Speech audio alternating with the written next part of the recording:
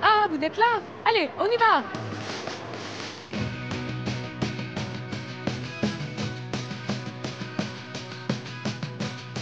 Et c'est pas fini!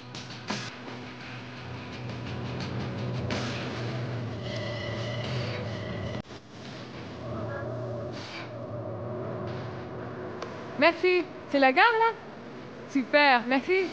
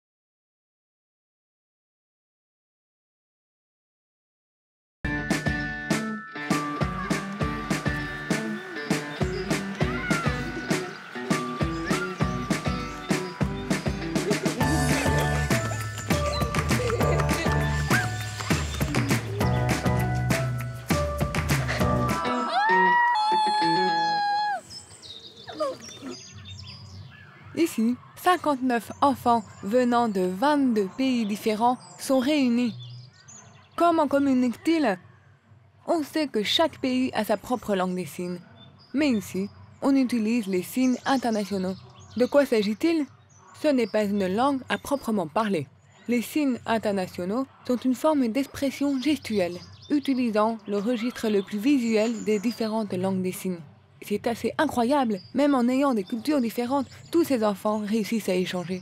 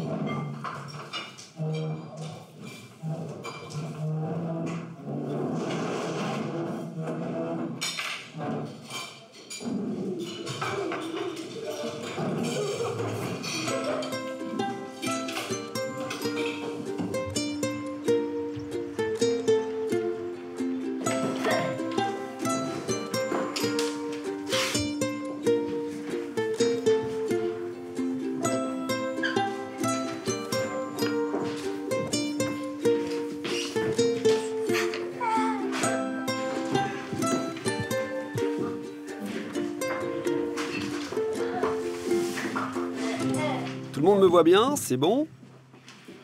Alors, vous avez rempli une fiche et chacun a écrit qui il était, ce qu'il aimait.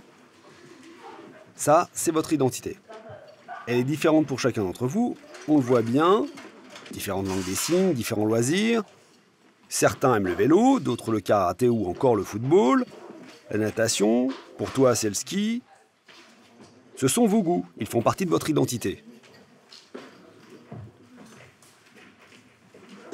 L'identité, c'est pas quelque chose de figé, de carré. Elle peut être composée de nombreux éléments. La famille, les traditions, ce qu'on nous a enseigné à l'école, ce que nous a transmis la famille, la culture, la religion, islam, christianisme. Tout ça, c'est différent. Et tous ces éléments constituent notre identité intérieure. Et il n'y en a pas de mauvaise. On est tous différents.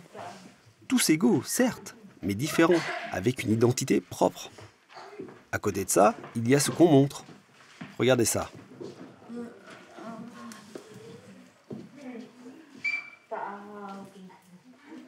Qu'est-ce qui vous vient à l'esprit? C'est un bad boy, tatoué. C'est un prisonnier. Il boit. C'est un tolard. Il a fait de la prison, ok. Toi, vas-y. C'est un biker. Ok.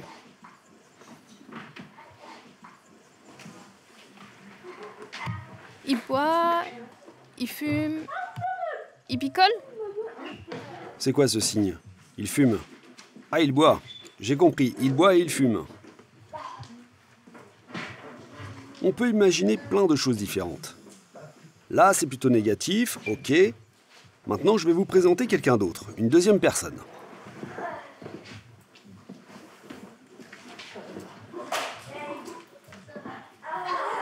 Il soigne les malades.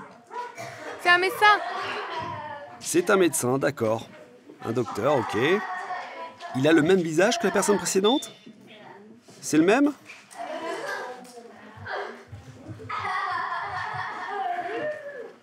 Il aide les gens. C'est quelqu'un qui aide les gens. Par rapport au premier, On lui attribue des qualités, de la gentillesse. C'est un professionnel bienveillant, il aide les gens, il est doux. Retirez-lui la blouse blanche et on ne voit plus du tout la même chose. Vous comprenez? Ce qu'on est et ce que les gens voient, c'est différent.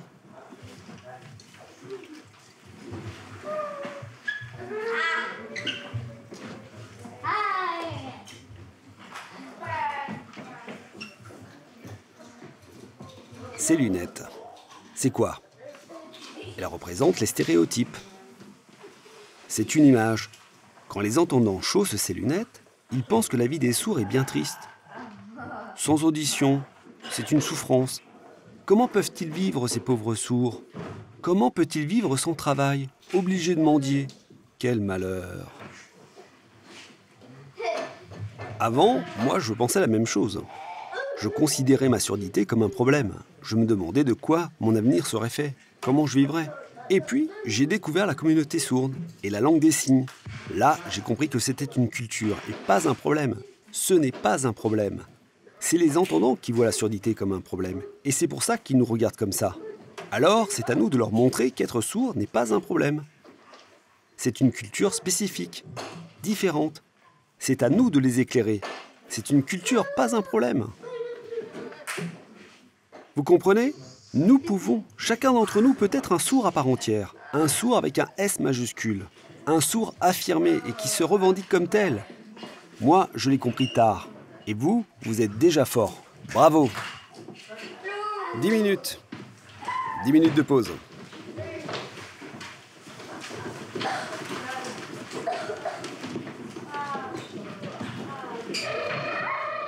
Venez voir les filles.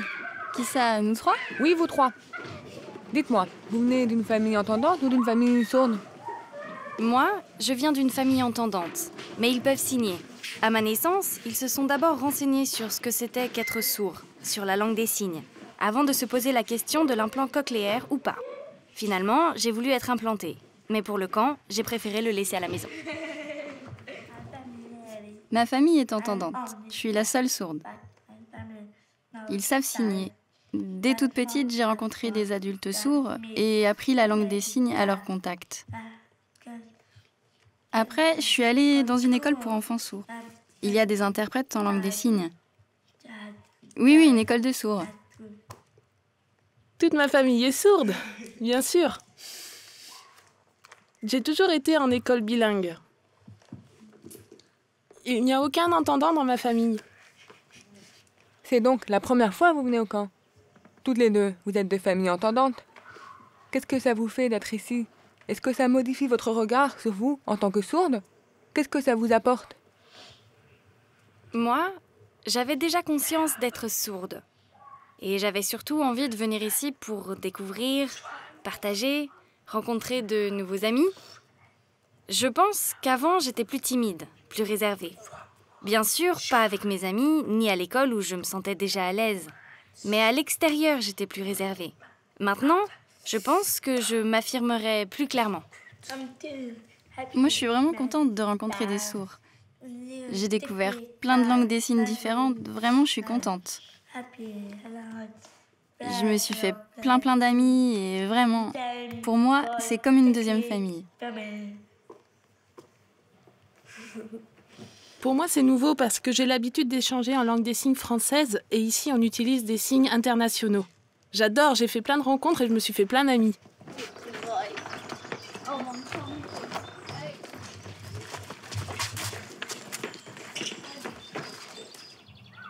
Le terme « identité sourde » peut paraître surprenant pour certains.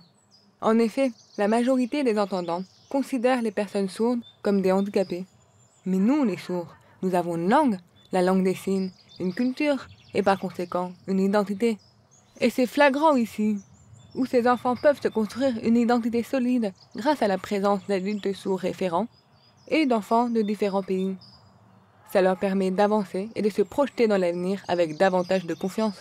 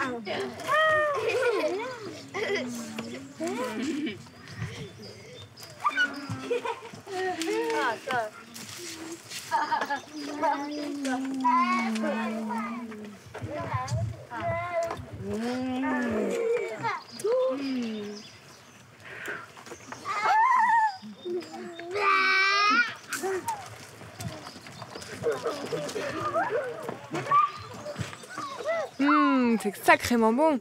Je me rappelle, quand j'étais petite, j'ai fait pas mal de gants et de colos. Mais là, c'est la première fois que ça signe tout autour de moi. Ça fait vraiment du bien, j'adore.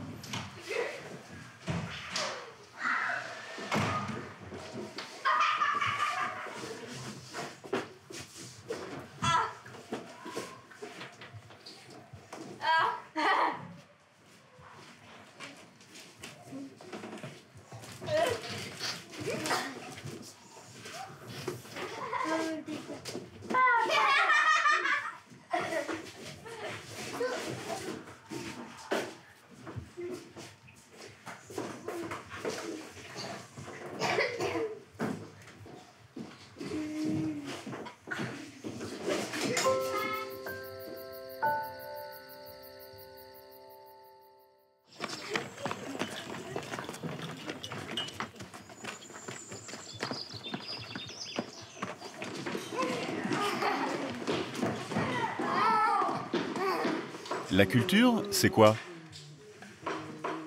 Vous vous souvenez qu'on a découvert la cuisine des différents pays? Ça, c'est naturel, c'est propre à chaque pays. Les aliments, le cinéma, les vêtements, c'est différent dans chaque pays du monde.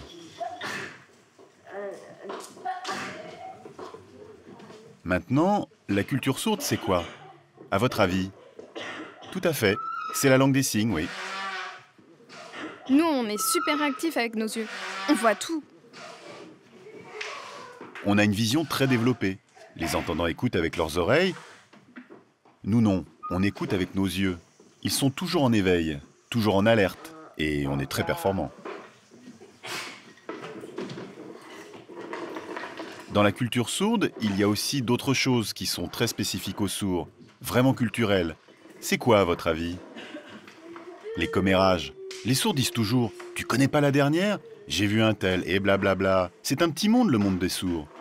Il y a des potins, des ragots, et quoi d'autre? Moi, ma mère, quand elle discute, ça dure des heures. Oh là là, c'est sans fin. C'est très vrai. Les sourds, quand ils signent, ça dure des heures et des heures. C'est très juste. Dans un bar, par exemple, ou dans un restaurant, les entendants, quand ils ont fini de manger, ils s'en vont.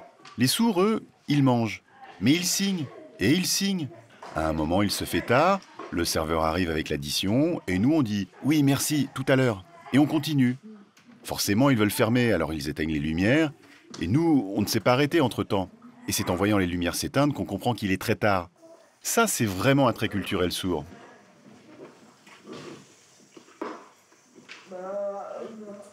Lui, c'est un joueur de baseball sourd.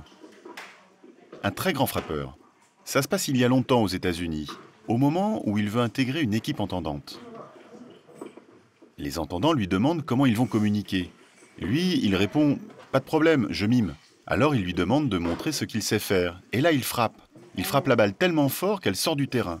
Là, les entendants comprennent qu'il a un viseur dans les yeux, que c'est un sacré frappeur. Oui, mais comment va-t-il comprendre l'arbitrage? Alors ils vont demander à l'arbitre. Et c'est là que le sourd a l'idée de proposer à l'arbitre un code gestuel.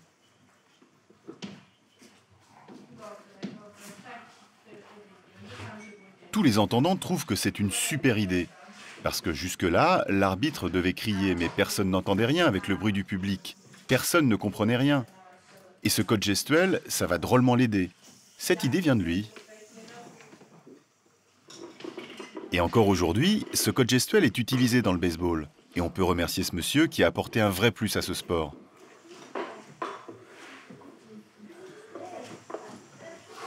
Les arts sourds, qu'est-ce que c'est à votre avis? De quoi on parle quand on parle d'art sourd? Oui, vas-y. Le visuel vernaculaire, oui. Vous connaissez le VV? On n'emploie pas du tout la langue des signes, ce n'est que de la gestuelle.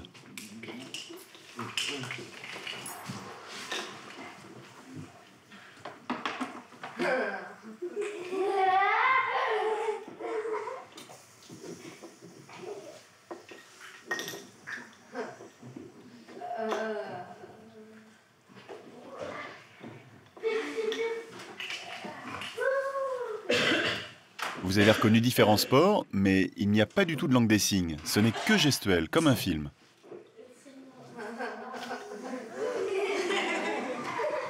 Maintenant, j'aimerais bien que vous fassiez comme lui.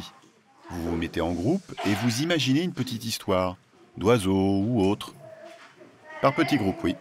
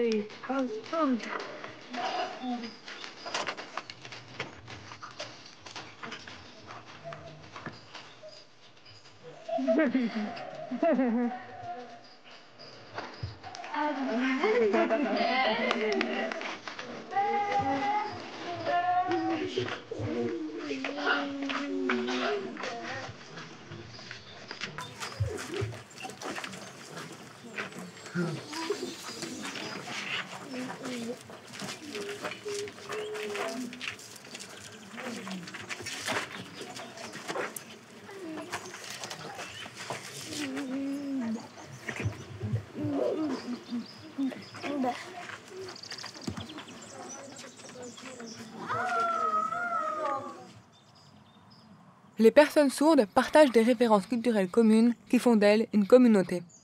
Celle-ci peut être considérée de deux façons. Soit comme un vase clos qui enferme l'esprit et dont on ne sort pas, soit comme un terreau qui permet de rencontrer ses pairs, de s'affirmer dans son identité, de trouver sa place dans la société et ainsi de s'ouvrir au monde.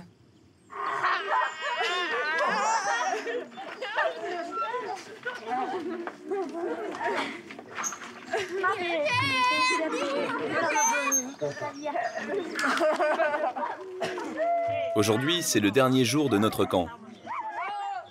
Au début, vous étiez tous un peu timides. Vous aviez un peu d'appréhension. Aujourd'hui, vous avez pris de l'assurance. Vous êtes pétillants. Vous avez appris beaucoup de choses. Vous vous êtes amusés. Vous vous êtes fait des amis. Et vous avez appris les signes internationaux. Vous repartez riche de tout ça. Chacun va repartir dans son pays, alors parlez-en autour de vous. Il y aura à nouveau un camp du même type dans 2 ans. Faites circuler l'information. Parlez-en à vos frères et sœurs, à vos amis.